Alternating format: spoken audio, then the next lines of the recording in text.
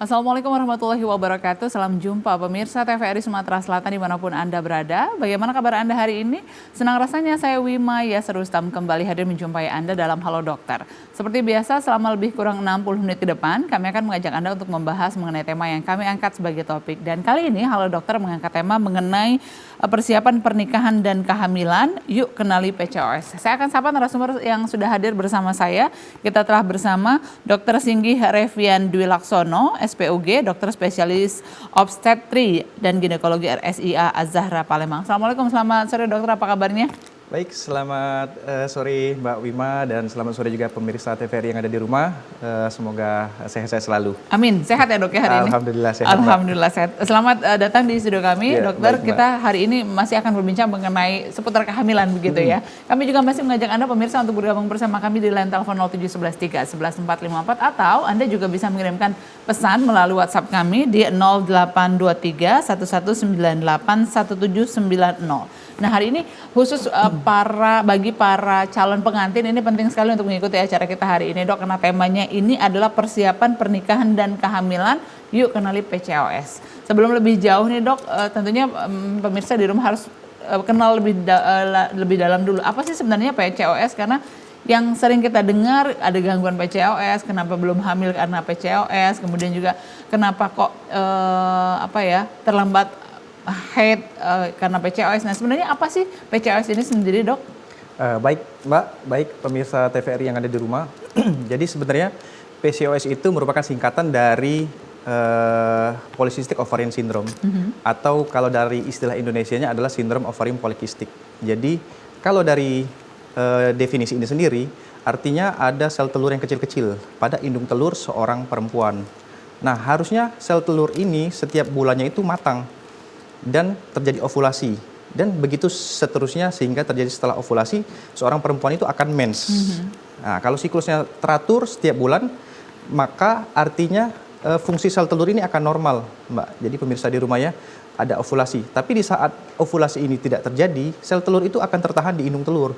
Dan setiap bulan begitu terus ada sel telur yang tumbuh tapi tidak matang sehingga tumbuh banyak di dalam indung telur. Sehingga menyebabkan sel telurnya itu bertumpuk jadi banyak dan kecil-kecil. Makanya dinamakan dengan Polycystic Ovarian Syndrome atau sindroma ovarium polikistik, jadi sel telur kecil-kecil. Nah, hal ini yang akan menimbulkan keluhan pada seorang perempuan, terutama siklusnya menjadi tidak teratur, kadang telat, atau bahkan tidak mens selama lebih dari 1 bulan, bahkan sampai lebih dari 3 bulan, dan nantinya juga akan berpengaruh ke keluhan-keluhan yang lain, Mbak. Jadi yang pertama memang keluhan dari sindroma ovarium polikistik ini biasanya ada keluhan siklus haid yang tidak teratur atau suka telat, itu yang pertama. Jadi ada 3 kriteria. Kriteria yang pertama itu. Yang kedua, ada efek lain dari keluhan atau dari efek dari sindroma ovarium polikistik ini, yaitu adanya peningkatan hormon androgen. Hormon androgen ini hormon pada laki-laki, tapi dia meningkat pada perempuan.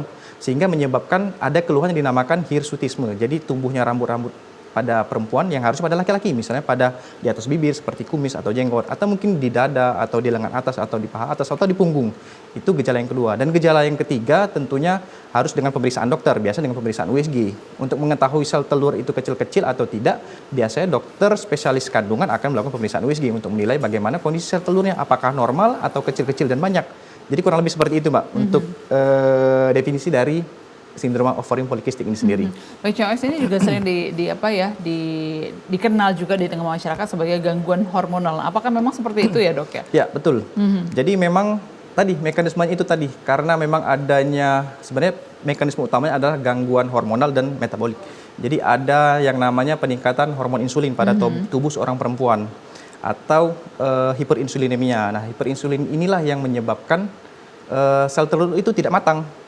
Kalau sel telur tidak matang, makanya jadi mensnya terganggu. Jadi harusnya hormon perempuan itu ada hormon estrogen dan progesteron.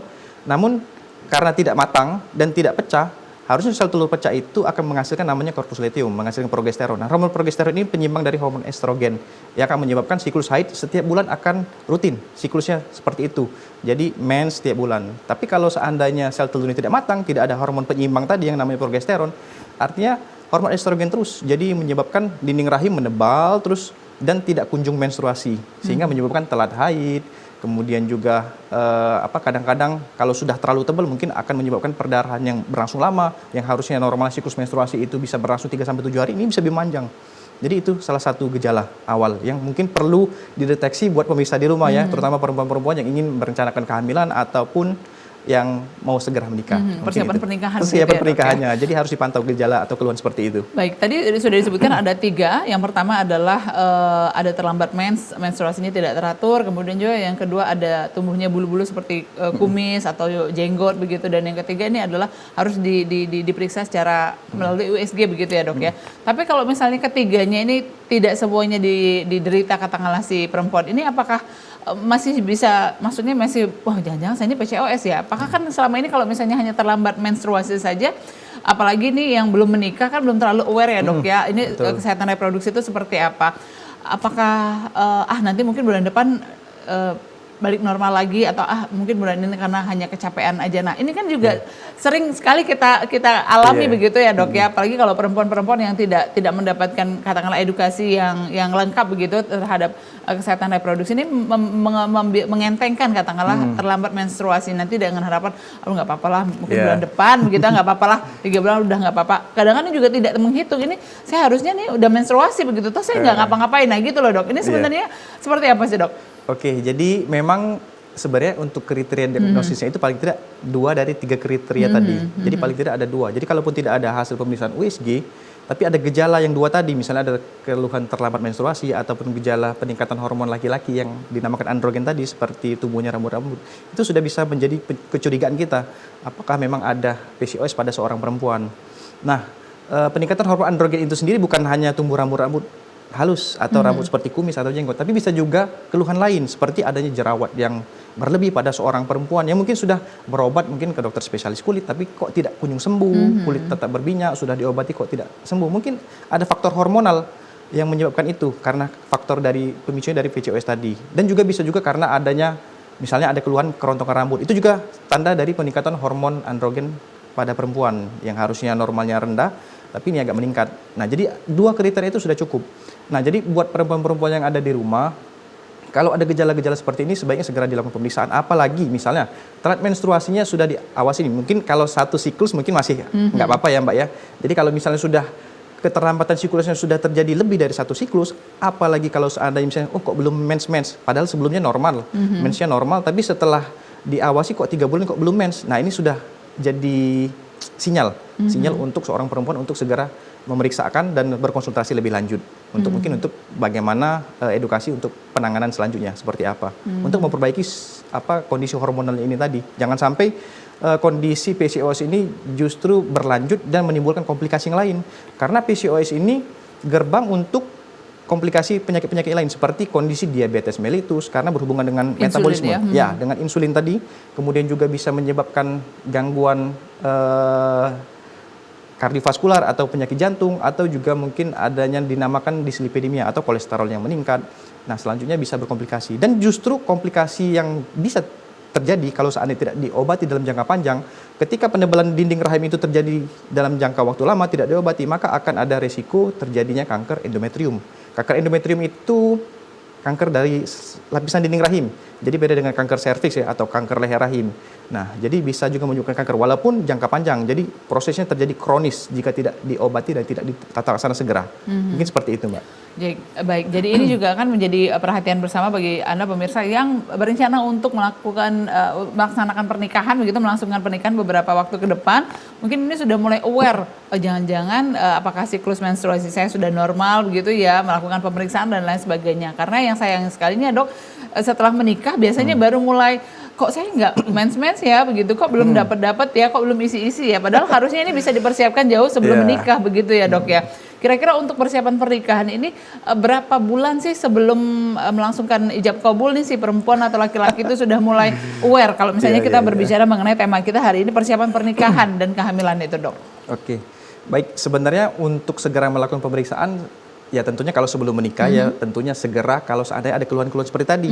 Misalnya ada keluhan terlambat mens, kemudian apalagi tidak mens dalam waktu 3 bulan, kemudian ada gejala hiperandrogen atau peningkatan hormon kehamilan seperti tumbuh rambut halus atau jerawat yang tidak kunjung sembuh atau rontok rambut, mungkin itu salah satu gejala untuk segera melakukan pemeriksaan. Jadi untuk penanganannya itu nanti bisa dipersiapkan dari sesegera mungkin kalau memang ada keluhan. Jadi tidak menunggu pada saat setelah menikah atau menunggu saat menikah. Tapi ini sebelum nikah ya Mbak ya. Kalau seandainya sudah menikah dan ternyata telat mens, mungkin harus tes pack dulu ya.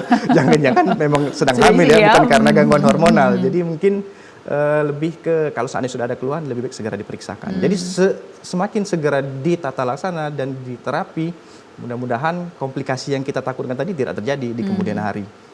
Dan ini juga pemirsa untuk Anda, informasi juga untuk Anda yang mungkin sudah menikah tapi belum dikarunia keturunan, jangan-jangan apakah ada gangguan hormonal seperti yang sudah dikatakan tadi ya Dok ya, lebih baik periksa karena memang bisa diterapi begitu ya Dok, bisa kemudian melakukan pola-pola hidup sehat dan lain sebagainya. Nanti kita akan bahas bersama.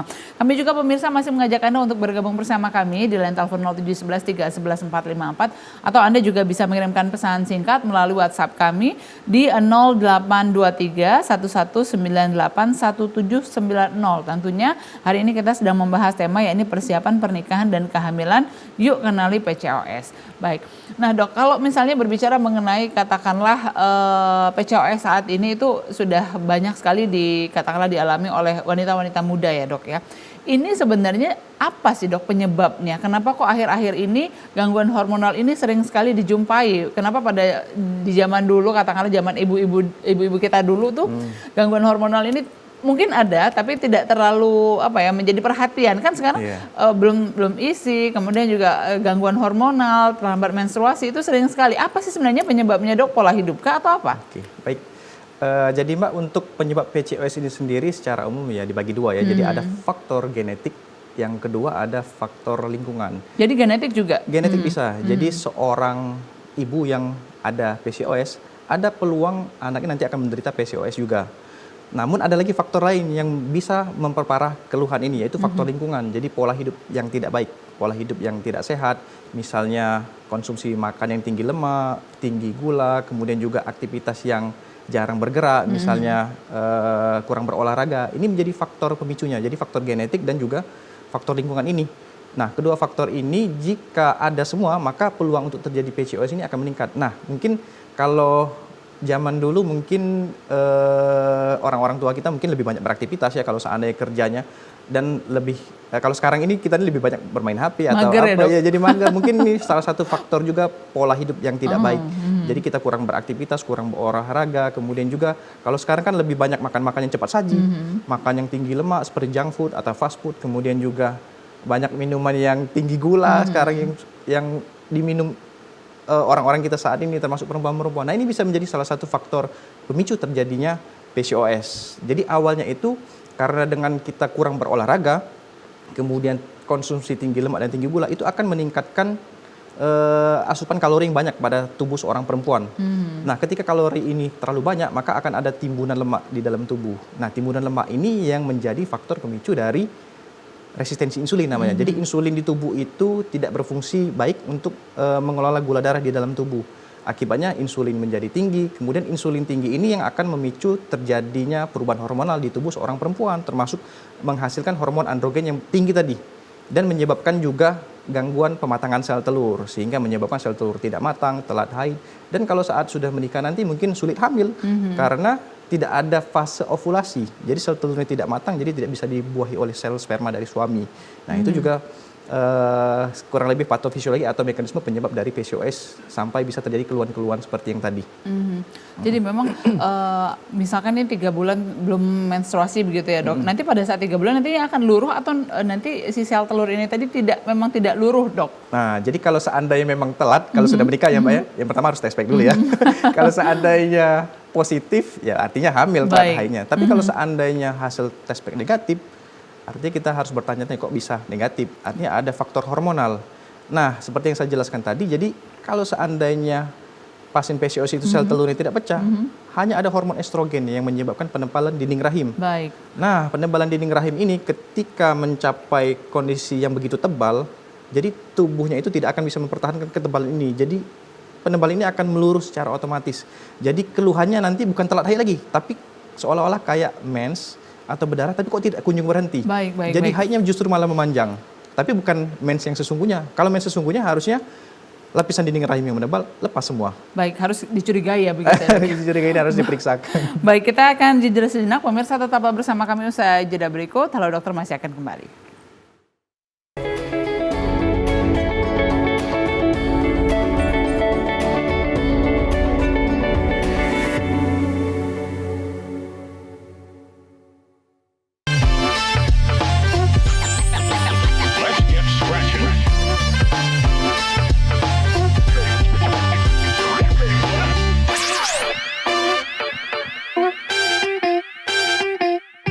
Hello and welcome to Sumsel Stories.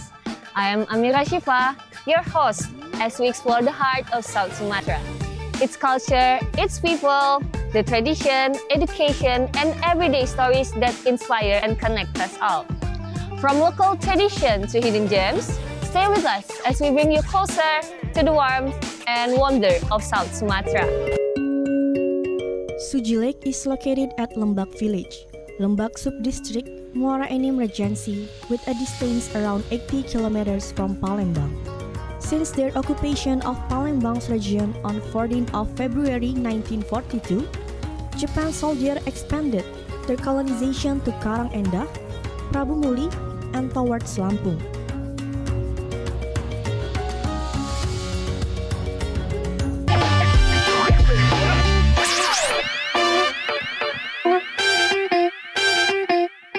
Tembang kenangan ngangeni. Ada hati yang termanis dan penuh cinta. Tentu saja kan ku balas seisi jiwa. Sampai hati kau ingkari janji. Ku tak ingin melihatmu lagi. Percaya lagi, takkan aku peduli, biarlah ku coba hidup sendiri. Kau jaga selalu hatiku saat jauh dariku. Tunggu aku kembali. Yang ingatkah kau padaku di jalan ini dulu kita berdua. Kenang lagi saat menjelang perpisahan, kau menangis di bangku aku. Begitu tulus.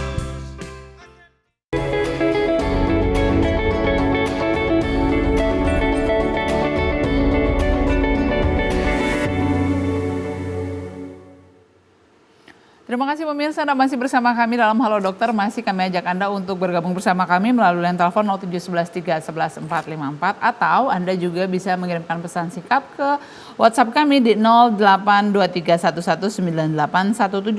Hari ini kita sedang membahas mengenai persiapan pernikahan dan kehamilan. Yuk kenali PCOS. Nah, untuk Anda pemirsa yang saat ini mungkin ada rencana untuk melangsungkan pernikahan beberapa waktu ke depan, ini adalah salah satu tayangan yang harusnya disaksikan begitu ya. Ataupun juga Anda yang sudah menikah tapi kok belum kunjung mendapatkan keturunan. Nah, mungkin juga Anda bisa mendapatkan sesuatu edukasi begitu, edukasi terhadap apa sih yang sedang terjadi. Mungkinkah saya juga mengalami PCOS dengan tanda-tanda yang sudah disebutkan. Baik, dokter, sini kita lanjutkan kembali. Ini kalau misalnya berbicara mengenai PCOS dan ternyata memang PCOS ini sangat mempengaruhi kesuburan wanita dan juga oleh karena itu mempengaruhi kehamilan begitu ya, proses pembuahan. Apakah memang wanita yang sudah dikategorikan di diagnosa PCOS itu bisa hamil secara normal atau memang harus melalui program-program tertentu, Dok? Baik, jadi sebenarnya PCOS itu suatu penyakit yang memang mungkin kalau disembuhkan secara total akan sulit, tapi bisa dikontrol. Nah, dikontrolnya itu tadi dengan cara pola hidup yang sehat. Jadi penanganan utama sendiri ada yang namanya dengan pengobatan dan tanpa pengobatan. Kalau tanpa pengobatan itu adalah dengan pola hidup sehat tadi. Jadi dengan olahraga rutin, kemudian juga dengan diet yang dijaga, terutama yang rendah lemak, rendah gula, tapi ditinggikan seratnya. Jadi kayak sayuran dan buah-buahan itu akan memperbaiki kondisi hormonal tubuh seorang penderita PCOS. Nah, jadi pola hidup sehat ini termasuk juga kelola stres, kemudian istirahat yang cukup, itu juga sangat penting untuk menstabilkan nanti hormon pada tubuh seorang perempuan PCOS. Nah, jadi memang untuk penanganannya itu adalah yang pertama pola hidup sehat dan juga mungkin dengan obat-obatan. Nah, untuk bisa hamil sendiri, jadi prinsip utamanya adalah mengembalikan bagaimana kondisi hormonal tubuh seorang perempuan ini bisa kembali normal. Dengan cara tadi, kalau seandainya sudah dilakukan pola hidup sehat, diet yang seimbang, kemudian juga olahraga rutin, dan penurunan berat badan, nah ini secara alami tubuh itu akan memperbaiki hormonalnya. Nah, ketika hormonal ini kembali stabil, maka sel telur akan matang. Kalau seandainya secara matang, secara alami sudah dikontrol tadi, akan terjadi ovulasi. Dan ketika terjadi ovulasi, maka peluang kehamilan bisa terjadi. Jadi sebenarnya penderita-penderita PCOS bisa hamil. Bahkan kadang tidak perlu dengan pengobatan, asalkan dengan pola hidup yang sehat, siklus haid sudah mulai teratur kembali, berat badan sudah mulai terjaga, akan hamil.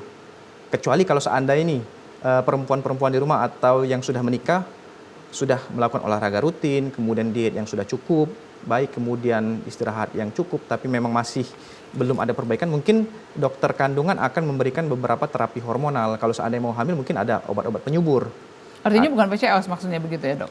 Bisa, jadi tetap PCOS, tapi dibantu dengan obat-obat hormonal untuk mematangkan sel telur. Jadi sel telur yang seharusnya tadi tidak bisa matang dan tidak bisa pecah, dengan obat penyubur bisa matang. Nah, tapi tetap pola hidup sehat terlebih dahulu, Mbak. Jadi kalau seandainya cuma kita mengandalkan obat-obat pematang sel telur atau penyubur sel telur, biasanya kondisi sel telurnya nanti tidak optimal. Nanti juga akan mempengaruhi luaran dari kehamilan nanti. Apakah kondisi embrio atau janin akan berkembang baik atau tidak. Jadi tetap lini pertama pengobatan PCOS adalah pola hidup sehat tadi dan penurunan berat badan. Dan penurunan berat badan itu juga nggak mesti harus berat badan ideal ya, Mbak ya. Jadi kalau seandainya ada seorang perempuan yang sudah didiagnosis dengan PCOS, misalnya katakanlah beratnya sekitar 80 kilogram. Itu dari literatur atau dari penelitian 5-10%. Artinya 4-8 kilogram itu sudah akan memperbaiki kondisi hormonal penderita PCOS.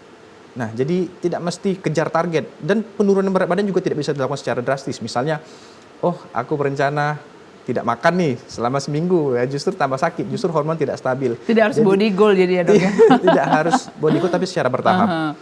Jadi tidak mesti harus langsung berat badan ideal, tapi bisa secara bertahap, dan itu justru efeknya lebih baik untuk memperbaiki kondisi hormonal PCOS dan bisa memperbaiki siklus haidnya nanti. Bisa tidak telat-telat lagi. Tapi wanita yang punya berat badan ideal juga masih punya kemungkinan untuk PCOS kan? Ada. Atau hanya yang obes saja, Dok? Jadi sebenarnya PCOS bisa juga terjadi pada perempuan yang near obes, walaupun memang kebanyakan yang dengan kondisi berat badan berlebih atau obesitas, karena memang kondisi lemak tubuh yang meningkat itu akan mengganggu kerja insulin. Tapi near obes pun ada, biasanya karena memang ada faktor genetik yang menyebabkan sensitivitas insulinnya tadi, Mbak. Jadi memang insulin sudah ada nih, tapi kerjanya tidak baik. Nah, itu secara genetik. Jadi bisa juga mempengaruhi kondisi PCOS. Nah, jadi mungkin untuk tata laksananya mungkin agak berbeda ya, Mbak. Jadi kalau seandainya untuk kasus-kasus yang perempuan dengan obesitas, tentu targetnya membatasi kalori. Tapi kalau perempuan-perempuan yang PCOS tapi dia tidak obes, mungkin lebih ke diet seimbang. Diet seimbang mungkin kalori tetap cukup sesuai kecukupan per hari, tapi mungkin diet tinggi seratnya ditinggikan, kemudian kandungan lemak yang jenuh yang tidak baik diturunkan, konsumsi gula diturunkan. Nah, dengan seperti itu akan memperbaiki kondisi hormonal dan bisa memperbaiki siklus haid juga walaupun kondisi tidak obes. Dan juga tetap melakukan olahraga rutin. Olahraga rutin juga mempengaruhi kondisi hormonal pada perempuan-perempuan PCOS. Jadi memang pola hidup Bisa. sehat ya, langkah kunci pertamanya Ya, ini adalah pola pertama. hidup sehat ya, Dok ya. Jadi setelah pola hidup sehat, kemudian juga baru mungkin mengurangi berat badan, kemudian juga menjaga agar tetap badannya tetap beraktivitas begitu ya, Dok betul. ya. Bergerak begitu. Kemudian kalau misalkan jika sudah dilakukan hal-hal tersebut, tapi juga ternyata memang tampaknya masih belum ada perubahan, Dok. Lalu level up-nya apa lagi, Dok? Mungkin kalau seandainya sudah dilakukan pola hidup sehat, kemudian juga dengan obat-obatan pematang sel telur, mungkin jika ingin berencana hamil tentunya akan ada teknologi yang lebih tinggi, misalnya seperti inseminasi ataupun dengan bayi tabung ya, IVF. Nah, jadi kalau seandainya memang tidak berhasil dengan yang alami, ada tahapan. Tapi secara umum kebanyakan pada pasien-pasien PCOS asalkan menerapkan pola hidup yang sehat bisa segera hamil. Itu berapa persen? Jadi memang benar-benar punya harapan yang besar jika Punya harapan. divonis PCOS itu sebenarnya berkemungkinan besar untuk tetap hamil ya, Dok ya. Iya. Jadi jangan berkecil hati ketika Jangan dokter berkecil mengatakan hati. ini salturnya kecil-kecil Ibu. Ini sebenarnya ada harapan ya, Ada Dok ya. Jangan harapan. stres. Tadi karena kalau stres nanti hormonnya juga tetap terganggu. Tetap terganggu karena stres. Jadi yang penting itu adalah motivasi yang kuat dan baik dari seorang perempuan penderita PCOS itu sendiri. Kalau kita ada motivasi yang kuat dan baik, mungkin pola hidup sehat itu akan berlangsung dengan lancar ya. Karena memang untuk proses penurunan berat badan itu kadang-kadang sulit, Mbak. Iya, Apalagi sulit kita sekali. sudah terbiasa misalnya dengan konsumsi makan yang berlemak ataupun yang tinggi gula. Mungkin kalau seandainya kita tidak makan makan seperti itu sehari, kalau sudah terbiasa biasa akan lemes. Iya. Lemas. Jadi mungkin harus ada motivasi yang kuat dan harus semangat juga untuk ya kalau seandainya berencana hamil ya target kita biar bisa segera hamil. Harus istilahnya itu ada target kayak seperti itu. Ada Seperti target, itu, Mbak. gitu ya, Dok ya. Jadi memang penerimaan dulu ya, Dok, dari para katakanlah ini wanita-wanita yang saat ini sedang menuju ingin melangsungkan pernikahan atau yang sudah melangsungkan pernikahan tapi ternyata didiagnosa PCOS, ini memang harus ada penerimaan bahwa harus ada pola yang berubah untuk keberhasilan dari pengelolaan hormon yang ada dalam badannya sendiri. Baik, jadi tidak hanya semata-mata karena obat, karena dokter tadi sudah mengatakan walaupun dengan obat tapi tidak ada perubahan pola hidup sehat, ini juga tidak akan maksimal begitu ya, Dok betul. ya. Baik, setelah itu apakah jika memang PCOS kemudian juga bisa terkontrol, mungkin sudah bisa hamil begitu, Dok ya? Apakah nanti berkemungkinan untuk menderita PCOS lagi setelah melahirkan begitu, Dok? Atau setelah dinyatakan, oh ternyata saya bisa hamil, artinya sudah normal ya, Dok ya, ini siklus hormonal. Apakah selanjutnya masih bisa PCOS lagi, Dok? Bisa. Jadi balik lagi tergantung dari pola hidup sehat yang Jadi tadi. kembali lagi Iya, kalau seandainya siklusnya. sekarang seorang perempuan sudah bisa hamil setelah menjaga pola hidup sehat dan bisa hamil, kalau seandainya setelah melahirkan pola hidup sehat tidak baik lagi, maka akan terjadi siklus yang berulang. Misalnya konsumsi makan yang tinggi lemak tadi akan ada timbunan lemak lagi di dalam tubuh. Lemak di tubuh yang berlebihan akan menyebabkan resistensi insulin. Jadi insulinnya tidak sensitivitas atau tidak sensitif, tidak bisa digunakan. Akibatnya nanti hormon androgen meningkat kembali dan siklus ini akan berulang. Jadi bisa berulang, bisa kambuh. Jadi untuk penanganan PCOS ini sendiri prinsipnya adalah mengontrol jangan sampai hormonal ini ketidakseimbangan hormon ini terganggu kembali. Jadi dikontrol. Dikontrol ya, Dok ya. Baik, terima kasih untuk Anda pemirsa yang sudah mengirimkan pesan singkat ini dari 0821 807 sekian. Assalamualaikum, dokter, saya Erna di Pelaju. Saya mau tanya, saya sudah punya anak 2, tapi waktu dulu saya pernah didiagnosa mengalami PCOS. Kalau misalnya saya biarkan saja dan tidak saya kontrol lagi atau tidak saya cek lagi apakah saya masih PCOS atau tidak, apakah bisa berbahaya di kemudian hari? Terima kasih. Silakan, Dok. Baik, terima kasih Ibu Erna, pertanyaan yang sangat bagus. Jadi memang PCOS itu mempersulit kehamilan, tapi bukan berarti tidak bisa hamil. Nah, jadi Ibu Erna tadi sudah bisa hamil dan sudah Sudah mempunyai 2 anak. Nah, kondisi PCOS ini ternyata tidak hanya mempengaruhi kondisi saat ini dan bisa mempengaruhi kondisi di masa depan. Seperti yang sudah saya jelaskan tadi. Jadi pada penderita-penderita PCOS karena ada gangguan hormonal tadi dan juga ada gangguan metabolik yang menyebabkan sensitivitas insulin terganggu atau resistensi insulin, itu bisa meningkatkan risiko terjadinya diabetes mellitus. Jadi gula darah meningkat pada kemudian hari. Nah, kalau kondisi ini berlanjut juga bisa menyebabkan gangguan kadar lemak di dalam tubuh atau dislipidemia dan bisa memicu terjadinya penyakit kardiovaskular atau penyakit jantung, kemudian juga bisa stroke. Dan kalau tidak diobati juga, kalau seandainya penebalan dinding rahim terus-menerus bisa menyebabkan kanker dari endometrium atau kanker dari dinding rahim tadi. Jadi kalau memang Ibu Erna masih ada keluhan, misalnya ada keluhan haid yang tidak teratur atau sering telat, atau mungkin bisa keluhan mens yang tidak normal, mungkin bisa segera diperiksakan dan bisa ditata laksana lebih lanjut. Jangan sampai resiko komplikasi tadi terjadi di kemudian hari, karena prosesnya kronis gitu, Mbak. Jadi prosesnya tidak terjadi sekarang tapi nanti bertahun-tahun kemudian kalau tidak dikontrol. Baik, Dok, ini sebenarnya kategori menstruasi terlambat itu bagaimana sih, Dok? Tapi jangan dijawab dulu, kita akan jeda sejenak. Pemirsa tetaplah bersama kami usai jeda berikut. Halo Dokter masih akan kembali.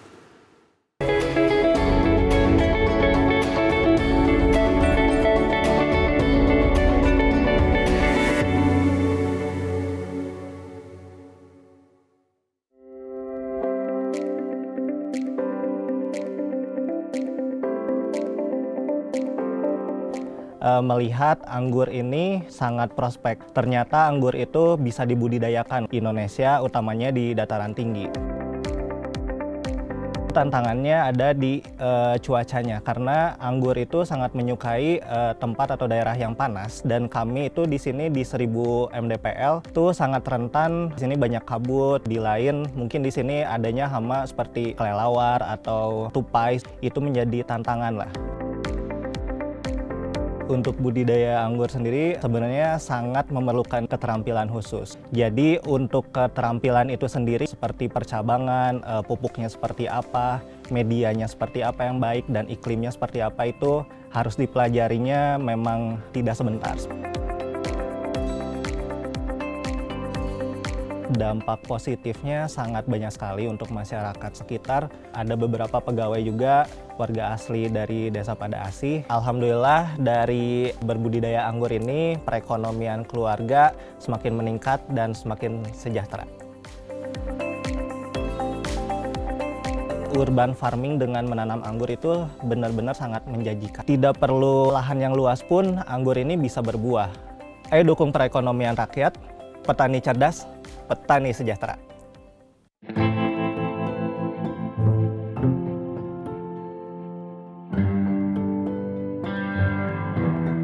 Kasus bullying semakin hari semakin meningkat.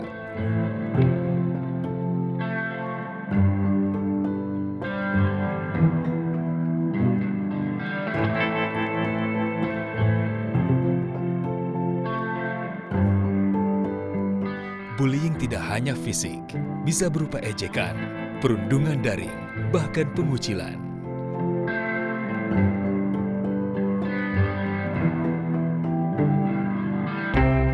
Bullying merusak harga diri, kesehatan mental, dan masa depan. Sebagian korban dapat mengalami depresi dan kecemasan. Siapa saja bisa menjadi korban, tapi kita bisa menghentikannya. Saya pernah jadi korban. Saya tahu bagaimana rasanya. Kita harus berani bicara. Pelaku bullying dapat dikenakan ancaman pidana yang berat sesuai hukum di Indonesia. Bullying hanya akan berhenti jika kita berani bicara dan menolong. Jangan jadi penonton. Banyak korban sudah berjatuhan. Stop perundungan, mulai dari kita.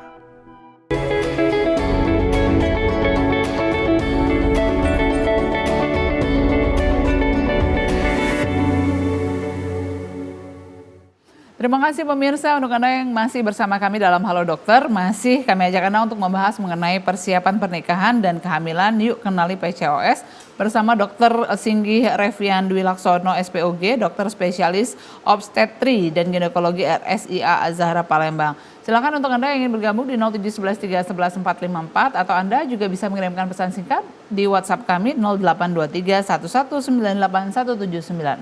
Baik Dokter Singgih, kita lanjutkan. Tadi sebelum jeda sudah sempat disinggung ini mengenai keterlambatan menstruasi. Nah, kira-kira kategori keterlambatan menstruasi itu berapa lama sih Dok? Berapa hari Dok? Karena kan memang biasanya tidak tepat 28 hari kalau yang normal ya Dok ya. Betul. Tidak tepat di 28 hari, kadang-kadang bisa di 30 hari, kadang-kadang justru maju. Nah ini apakah termasuk gangguan hormonal atau masih kategori normal? Oke, baik Mbak. Jadi perempuan yang ada di rumah dan ibu-ibu yang ada di rumah, jadi untuk kriteria siklus haid normal itu biasanya kita ada patokannya. Jadi patokannya itu 21 hari sampai 35 hari. Jadi kalau misalnya siklus menstruasi seorang perempuan dalam rentang ini artinya masih dalam batas normal. Makanya kadang-kadang Dok, siklus haid saya bulan ini 28 hari. Bulan sebelumnya mungkin 26 hari atau 31 hari. Nah, ini masih dalam kriteria normal atau batas normal. Jadi rentangnya 21 sampai 35 hari. Tapi untuk remaja atau yang baru menstruasi, biasanya kalau 3 tahun setelah menstruasi pertama, biasanya kalau memang menstruasi masih tidak teratur, itu tetap nggak apa-apa, masih normal. Karena memang proses maturasi atau pematangan organ reproduksi. Jadi kalau seorang perempuan, anak perempuan nih misalnya baru mens ya Mbak ya, 3 tahun dari pertama kali mens masih tidak teratur, masih normal. Tapi setelah itu mungkin kita harus waspada kalau sudah siklusnya tidak sesuai dengan rentang tadi 21 sampai 35 hari. Dan juga lama mensnya juga harus diperhatikan. Jadi siklus haid kita ada patokan 21 sampai 35 hari. kalau lama haid selesai itu biasanya 3 sampai 7 hari. Kalau sudah lebih dari 7 hari, misalnya sudah sampai 15 hari kok nggak berhenti-berhenti, atau misalnya sampai 15 hari itu sudah memanjang dan tidak normal. Mungkin harus diperiksakan untuk mencari penyebabnya lebih lanjut. Nah, kurang lebih seperti itu sih, Mbak. Baik dok, untuk persiapan pernikahan dan kehamilan, apa saja sih yang harus disiapkan oleh para calon pengantin ini? Pemeriksaan apa saja nih dok untuk persiapan kehamilan? Mungkin nanti setelah menikah mereka langsung berencana untuk mendapatkan momongan begitu, seperti apa? Jadi memang untuk persiapan pranikah itu ya tentunya adalah berkonsultasi lebih lanjut ya dengan dokter kandungan. Kemudian setelah berkonsultasi mungkin ada beberapa pemeriksaan, misalnya pemeriksaan kalau untuk perempuan itu bisa dilakukan pemeriksaan ultrasonografi untuk menilai bagaimana kondisi rahim, kondisi indung telur. Kemudian juga pemeriksaan labor bisa juga Mbak, jadi pemeriksaan labor itu untuk mendeteksi apakah ada masalah di darah atau kelainan darah atau tidak. Kemudian juga apakah ada tanda-tanda penyakit infeksi tertentu, penyakit infeksi virus, bisa. Jadi dengan pemeriksaan labor atau mungkin juga kalau memang perlu untuk mendeteksi ada kondisi penyakit tertentu yang akan mempengaruhi kondisi kami, mungkin pemeriksaan ronsen bisa. Kemudian juga pemeriksaan saluran kencing untuk mendeteksi apakah ada gejala-gejala infeksi. Tapi secara umum untuk perempuan biasanya kita lakukan pemeriksaan ultrasonografi sebagai pemeriksaan awal. Pemeriksaan awal untuk mendeteksi apakah ada masalah dari organ reproduksi, rahim atau indung telur. Dan selebihnya bisa pemeriksaan laboratorium tadi, cek labor. Mungkin itu yang dasar terlebih dahulu Mbak. Dan konsultasi lebih lanjut apakah ada keluhan-keluhan yang lain. Misalnya ada gangguan menstruasi tadi, harus dicari terlebih dahulu apakah memang penyebabnya ada gangguan hormonal seperti PCOS atau mungkin ada kondisi lain. Mungkin seperti itu sih Mbak. Baik, apakah ini pemirsa di rumah yang ingin bingung ya, ini saya harus konsultasi kemana ya dok? Kalau mau ketemu dan konsultasi sama dokter Singgih, kemana dok? Oh baik, jadi pemirsa yang ada di rumah, saya Dr. Singgih Refendi Wilaksono, spesialis obstetri dan ginekologi atau spesialis kandungan kebidanan. Saya berpraktek di RSIA Azhara Palembang. Untuk jadwal praktek saya ada di hari Senin sampai Sabtu, jadwalnya itu sore jam 4 sampai jam setengah 7 malam. Jadi kalau misalnya ada konsultasi, ada keluhan terkait organ reproduksi atau masalah menstruasi bisa datang ke RSIA Azhara. Dan kebetulan juga sekarang lagi ada ini promo Mbak. Jadi Ada promo ya dok? di RSIA Azhara ada pemeriksaan premarital untuk female dan male. Jadi untuk pasangan-pasangan usia muda yang akan merencanakan pernikahan, baik perempuan atau laki-laki, kita ada pemeriksaan dasar sebelum melanjutkan pernikahan untuk screening apakah ada masalah. Itu sudah termasuk dari konsultasi dari dokter kandungannya, kemudian pemeriksaan ultrasonografi dan pemeriksaan labor seperti yang saya jelaskan tadi. Mungkin itu, jadi bisa langsung datang ke RSI Azhara.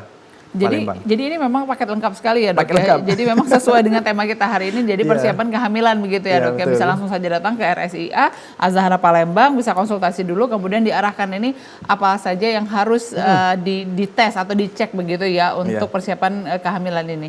Nah ini laki-laki dan perempuan ya dok ya, dua-duanya. Jadi tidak hanya perempuan saja, karena yang hamil memang perempuan, tapi kan ini juga harus ada kolaborasi keduanya ya dok ya. Baik dok, tapi ini yang menjadi perhatian bersama, jadi permasalahan juga kalau untuk di Indonesia sepertinya kesadaran akan pemeriksaan sebelum menikah, ini alat reproduksi nih, kesehatan reproduksi sepertinya agak masih dianggap tabu ya dok ya, apalagi misalkan katakanlah masih belum menikah, terus datang ke dokter kandungan. Nah ini kan juga, aduh kok gimana begitu ya dok? Apakah ini juga, apakah ini juga salah satu permasalahan dok? Seperti apa? Jadi memang mungkin ini salah satu masalah juga kali ya Mbak. Jadi minat untuk melakukan pemeriksaan sebelum menikah itu kurang. Jadi kalau dilakukan pemeriksaan ke dokter kandungan kok belum menikah sudah periksa ke dokter kandungan. Kok ada apa ini ya? Padahal tujuannya adalah untuk screening kesehatan. Jadi tujuannya adalah untuk mempersiapkan kehamilan biar setelah menikah proses kehamilan dan persalinan bisa berlangsung dengan sehat dan aman. Jadi sebenarnya sangat penting. Jadi jangan dianggap tabu. Mungkin hal ini yang mungkin pola pikir masyarakat Indonesia mungkin perlu diubah ya. Jadi jangan dikit-dikit curiga kok belum menikah sudah periksa ke dokter kandungan. Iya itu juga jadi yang mungkin para calon pengantin juga aduh takut lah ya, takut ya. Selain itu juga takut stigma masyarakat, selain itu juga takut hasilnya nanti takutnya mempengaruhi apakah ini gimana ya, betul. Apakah nanti setelah hasilnya seperti keluar, kemudian juga ada hal yang tidak diinginkan, jadinya takutnya batal menikah. Nah itu juga jadi perhatian ya dok ya. Bisa juga itu. Baik, padahal sisi lainnya kita justru bisa mengobati sebelum menikah, persiapan untuk kehamilan. Tapi sampai sejauh ini apakah sudah ada yang aware begitu dok untuk memeriksakan diri sebelum persiapan kehamilan ini sebelum menikah? Oke, kalau pengalaman dari saya ada, tapi biasanya kalau misalnya ada keluhan kok perut saya kok besar dok sebelum menikah, takutnya kan ada kista, mungkin akan mempengaruhi proses kehamilan setelah menikah. Nah jadi kalau ada keluhan Ada, tapi kalau tidak ada keluhan sulit, jarang biasanya mau melakukan pemeriksaan ke dokter kandungan. Setelah ada keluhan baru periksa. Iya, biasanya seperti itu ya dok ya untuk di Indonesia ya. Ini juga harusnya merubah paradigma karena jika setelah menikah justru butuh waktu lama lagi kalau misalnya terjadi apa ya, misalnya PCOS atau gangguan-gangguan kehamilan lainnya justru butuh waktu lama untuk terapi dan lain sebagainya untuk akhirnya persiapan kehamilan. Yang justru yang sebenarnya itu sebelum menikah sudah mulai memeriksakan diri. Baik, kalau untuk laki-lakinya seperti apa dok? Apa yang harus dipersiapkan? Kalau sebenarnya kalau pemeriksaan pada laki-laki, kalau screening biasa kita lakukan pemeriksaan labor untuk mencari apakah ada gangguan darah atau mungkin ada penyakit infeksi tertentu. Tapi mungkin kalau seandainya untuk persiapan kehamilan, mungkin kalau pada laki-laki itu setelah nikah biasa dilakukan pemeriksaan analisis sperma untuk menilai kualitas sperma. Jadi untuk bisa menghasilkan janin yang baik, tentunya tidak cukup sel telur, harusnya ada sel sperma yang baik. Nah, kalau seandainya dua sel ini bertemu dan baik, mudah-mudahan kehamilan bisa berlangsung dengan lancar. Jadi kurang lebih kayak itu. Jadi memang laki-laki dan perempuan ini sudah masuk dalam paketnya di RSIA Azahra ya dok? Ya, ada pemeriksaan-pemeriksaan nanti dijelaskan lagi. Untuk info lebih lanjut bisa datang ke RSIA Azahra. Baik, dok.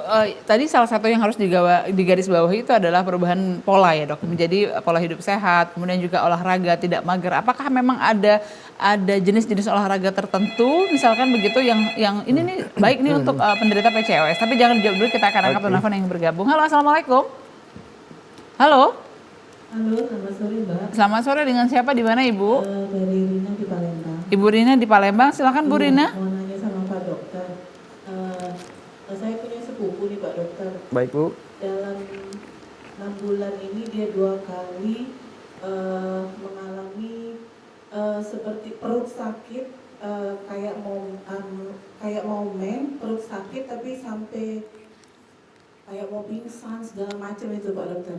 Jadi pernah dibawa dia ke IGD kurang lebih 3-4 jam, sudah netral baru pulang. Kami tanya kenapa, kayak ada gangguan di dinding rahimnya. Dia sudah menikah, sudah punya 2 anak, lagi remaja-remajanya. Jadi kata dokternya, dia tanya, kapan sakit ini bisa sembuh dokter? Kalau ibu sudah menopause katanya. Nah gimana itu Pak Dokter? Terima kasih. Baik, untuk siklus haidnya apakah normal Bu? Normal Pak Dokter. Oke, baik. Iya. Itu jadi masalah di dinding rahim ya, bukan di luar rahim ya? Di dinding katanya Pak Dokter. Tapi nggak dijelaskan secara spesifik apa permasalahannya, apakah penebalan dinding rahim, apakah ada kista atau apa? Penebalan kalau nggak salah dokter. Penebalan, iya, oke. Tapi menstruasinya masih normal ya? Masih, berlebihan malah Pak Dokter. Makanya kayak sudah mau pingsan, kalau kayak apa, nyari jalan darah itu mau keluar gitu nah Pak Dokter. Nah itu yang nyakitin sekali. Apakah sudah berulang nyeri pada saat haid ini? Atau ini, nyeri yang dirasakan ini? Dalam 6 bulan ini 2 kali dia kejadian itu, kalau sudah agak sakit dia ada obat yang disuruh dokter minum gitu nah, untuk menghilangkan rasa nyerinya supaya diamexnya itu keluar supaya tidak menyakiti dokter. Oh, berarti itu terjadi sebelum haid ya, atau pada saat haid? Sebelum haid dokter. Oh, sebelum haid, setelah itu haid langsung? Iya. Oke, baik. Terima kasih Pak Dokter. Baik, terima kasih Bu Rina. Baik, terima kasih Bu Rina di Palembang sudah bergabung bersama kami. Sebelum kita jawab bersama, kita akan jeda sejenak. Pemirsa tetaplah bersama kami usai jeda berikut. Halo Dokter masih akan kembali.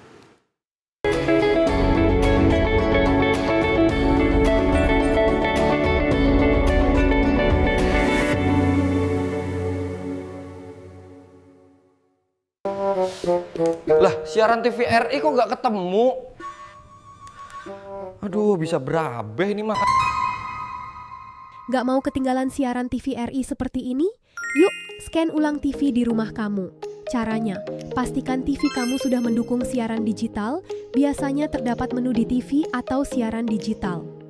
Jika menggunakan set-top box, hubungkan kabel HDMI atau RCA ke TV, jangan lupa aktifkan fitur LCN. Kemudian arahkan antena ke pemancar TVRI terdekat. Untuk hasil maksimal, gunakan antena luar rumah agar sinyal yang diterima lebih kuat. Kalau semua sudah siap, masuk ke menu pengaturan, pilih pencarian atau input saluran, lalu pilih scan otomatis. Tunggu proses pencarian hingga selesai, biasanya channel TVRI akan muncul secara otomatis. Kalau siaran TVRI masih belum muncul, jangan khawatir. Lakukan scan manual dengan cara pilih menu input saluran atau program, lalu pilih pindai manual.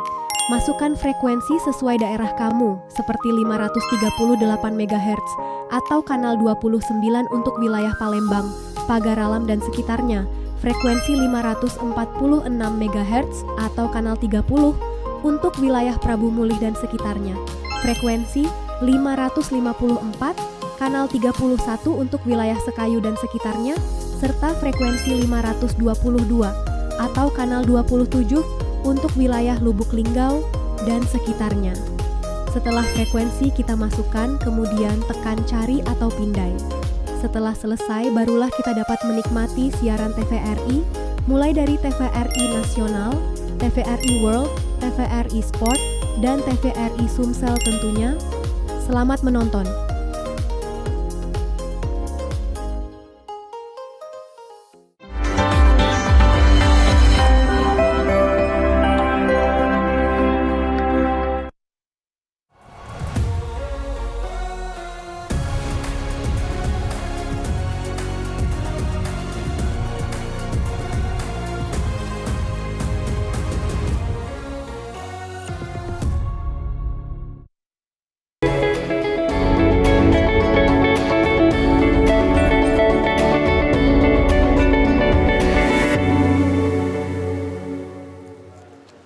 Terima kasih pemirsa, Anda sudah bergabung kembali bersama kami di Halo Dokter. Masih kami akan ajak Anda untuk membahas tema kami hari ini, yakni persiapan pernikahan dan kehamilan. Yuk kenali PCOS, masih bersama Dr. Singgi Harevian Dwi Laksono, SPOG, dokter spesialis obstetri dan ginekologi RSI Azahra Palembang. Baik dokter, kita lanjutkan kembali. Tadi sebelum jeda kita sudah menerima penelpon atas nama Ibu Rina di Palembang yang menanyakan ini keluhan-keluhan yang terjadi ya dok ya. Sudah punya anak 2, sudah remaja, tapi mengalami gangguan gangguan pada saat menstruasi begitu dok. Ini seperti apa dok? Baik, jadi terima kasih untuk Ibu Rina atas pertanyaannya. Jadi memang untuk nyeri di perut bawah, yang pertama kita harus evaluasi terlebih dahulu penyebabnya apa. Karena nyeri di perut bawah banyak, bisa karena kondisi kram usus, atau mungkin masalah di organ reproduksi seperti yang dialami tadi oleh sepupu, oleh Ibu Rina.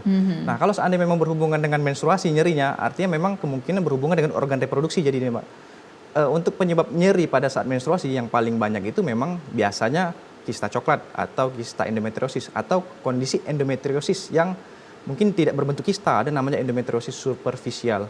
Nah, kondisi ini bisa menyebabkan nyeri haid yang hebat, tapi tetap harus pemeriksaan lebih lanjut. Kalau dari pemeriksaan, dan sudah saya tanya tadi, kalau siklusnya teratur, artinya kemungkinan masalah haidnya tidak ada masalah ya, artinya tidak ada masalah di hormonan seperti PCOS tadi. Kalau penebalan dinding rahim mungkin perlu evaluasi lebih lanjut, karena siklus haid yang normal itu setelah haid atau setelah mens, dinding rahim itu tipis. Sebelum menstruasi akan tebal, setelah menstruasi akan menipis kembali karena lapisan dinding rahimnya meluruh. Luruh ya dok. Kalau seperti itu artinya normal. Nah, jadi untuk kondisi nyeri yang dialami berulang ini mungkin perlu evaluasi lebih lanjut. Kalau seandainya memang berulang terus-menerus dan tidak mempan lagi dengan obat-obat pereda nyeri biasa, mungkin perlu pemeriksaan lebih lanjut. Apakah memang ada kondisi lain yang mempersulit seperti ada kista coklat atau kista endometriosis, atau mungkin yang endometriosis superficial tadi. Mungkin dicari lebih lanjut seperti itu. Karena kalau cuma sekedar penebalan dinding rahim biasanya tidak menyebabkan nyeri. Kecuali kalau sudah ada tadi kista coklat atau endometriosis dan menimbulkan perlengketan di organ reproduksi. Kalau ada kondisi perlengketan mungkin ada pemeriksaan lebih lanjut seperti laparoskopi ya. Jadi pembedahan minimal invasif menggunakan kamera bisa. Untuk pemeriksaannya seperti itu. Jadi perlu evaluasi lebih lanjut. Tapi kalau seandainya sudah diperiksa dan dinyatakan normal semua, bisa jadi karena memang respon hormonal pada saat menstruasi. Jadi pada seorang perempuan ada yang namanya dysmenorrhea. Dysmenorrhea itu kalau seandainya sudah diperiksa normal semua organ reproduksinya, artinya efek dari hormon prostaglandin namanya. Jadi di organ reproduksi pada saat sebelum mens memicu kontraksi rahim untuk mengeluarkan lapisan dinding rahim yang akan meluruh. Nah, kalau memang bisa diatasi dengan obat-obatan, bisa diteruskan terlebih dahulu. Tapi kalau sudah berulang, mungkin lebih disarankan pemeriksaan lebih lanjut ya, Ibu Rina untuk sepupunya. Mungkin seperti itu. Jadi untuk menghindari hal-hal yang tidak diinginkan begitu ya dok ya. Baik, sebelum Ibu Rina bergabung, tadi juga ada sebuah pertanyaan yang belum dijawab. Apakah ada olahraga khusus dok yang dianjurkan untuk katakanlah wanita penderita PCOS ini dok? Baik, untuk olahraga sebenarnya bisa kombinasi antara kardio ataupun beban. Jadi kalau seandainya kardio seperti aerobik, senam aerobik atau jogging atau bersepeda atau berenang boleh. Yang penting beraktivitas dan menggerakkan seluruh anggota tubuh. Dan tujuannya adalah membakar kalori. Termasuk juga angkat beban pun bisa. Jadi misalnya seperti sit up atau plank atau yang lain-lain itu juga bisa dilakukan. Jadi jenis olahraga apapun asalkan bisa menggerakkan seluruh tubuh dan bisa membakar kalori itu baik untuk penderita-penderita PCOS. Tujuannya adalah untuk menurunkan berat badan, targetnya seperti itu tadi. Jadi memang olahraga apa saja yang penting membakar kalori dan tidak mager begitu ya dok ya. Betul Mbak.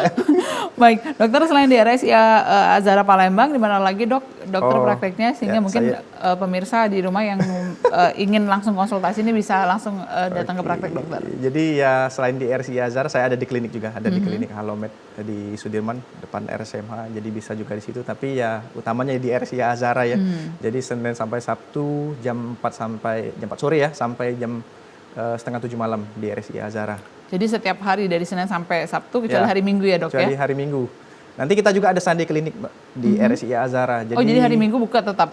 Ada, mungkin jadwal di rolling ya. Ada beberapa dokter yang mungkin bergantian. Jadi mulai ada Sunday klinik. Jadi mungkin bisa dilihat lebih jauh jadwalnya di media sosial dari RSI Azhara. RSI Azhara Palembang. Nah, ini juga mungkin menjawab harapan dari ibu-ibu yang sedang hamil ya dok ya. Karena kalau hari Sabtu atau Minggu libur itu bingung ya dok ya kemana ya. Ini dokternya biasanya nggak praktek begitu kan. Kalau hari Minggu ini dokter pada tutup semua. Nah ternyata RSI Azhara Palembang sudah akan membuka sebuah program ya ini Sunday Clinic ya, Sunday Clinic. Nah tunggu saja bagaimana kelanjutannya bisa dipantau melalui media sosial dari RSI Azhara Palembang. Baik dok, apa sih sebenarnya dok selanjutnya yang kira-kira harus diperhatikan nih bagi wanita-wanita yang katakanlah ini sedang mungkin saya ini PCOS atau persiapan pernikahan atau setelah menikah tapi justru belum memiliki keturunan, apa pesan-pesan dokter tentunya untuk tetap bersemangat, jangan stres karena stres salah satu penyebab semakin parah begitu hormonalnya. Kemudian juga persiapan apa saja dan apa yang harus mereka lakukan. Jadi memang kembali lagi jadi harus tumbuhkan motivasi yang kuat dalam diri seorang perempuan itu sendiri untuk bisa ya menjaga hormon biar bisa stabil dengan melakukan pola hidup sehat tadi yang terutama. Jadi lini pertama atau pilihan terapi yang utama justru pola hidup sehat. Jadi jangan kita berharap dengan obat-obatan kok bisa langsung bisa hamil kalau seandainya berencana hamil. Jadi pola hidup sehat terlebih dahulu perbaiki. Jadi jaga pola makan, kemudian juga olahraga yang rutin. Olahraga itu paling tidak minimal 3 kali seminggu dalam waktu 30 sampai 50 atau 60 menit boleh. Kemudian juga jaga istirahat cukup, tidur minimal 7 sampai 8 jam kalau bisa, kemudian juga kelola stres. Jadi ini pola hidup sehat yang penting dan berat badan tadi Mbak 5 sampai 10% sudah cukup. Penurunannya? Ya, penurunan berat badan. Baik. Jadi tidak harus langsung mencapai berat badan ideal. Jadi harus bertahap. Kalaupun terlalu ekstrim justru nanti akan mengganggu sistem hormonal di tubuh seorang perempuan. Oke, mungkin seperti itu Mbak untuk PCOS sendiri. Nah, mungkin akan ada istilah baru Mbak. Jadi kalau sekarang kita berbicara mengenai PCOS akan ada perubahan istilah, mungkin PMOS. Kalau dulu kan, kalau sekarang kita pakai secara umum Polycystic Ovary Syndrome. Nah, mungkin akan ada perubahan disesuaikan dengan kondisi PCOS itu sendiri atau namanya PMOS, Polyendocrine Metabolic Ovulation Syndrome. Jadi memang PCOS itu sendiri karena disalah artikan seolah-olah ada kista kecil-kecil di dalam indung telur seorang perempuan. Padahal tidak hanya itu, lebih kompleks lagi. Ada masalah gangguan hormonal, kemudian juga ada gangguan metabolik. Makanya istilah baru Polyendocrine Metabolic Ovulation Syndrome yang mengganggu sistem ovulasi juga. Baik. Nah, tapi itu belum dikenalkan secara menyeluruh termasuk di Indonesia. Mungkin baru konsensus internasional. Ini level up dari PCOS ya dok ya? Ya, jadi sebenarnya untuk keluhan sama, mungkin istilahnya saja mungkin akan berbeda. Walaupun belum disebarluaskan secara umum lah. Baik. Dokter terima kasih sekali atas waktunya di Halo Dokter. Hari ini kita sudah membahas bersama mengenai bagaimana persiapan pernikahan dan kehamilan. Yuk kenali PCOS. Kami juga berharap pemirsa sudah menyaksikan hari ini itu mendapatkan edukasi dari apa sih sebenarnya harus dilakukan untuk wanita yang mungkin mempersiapkan diri untuk menuju pernikahan dan kehamilan. Baik, akhir kata saya Pak Wimaya Serusang pamit undur diri dari hadapan Anda. Sampai jumpa dan wassalamualaikum warahmatullahi wabarakatuh.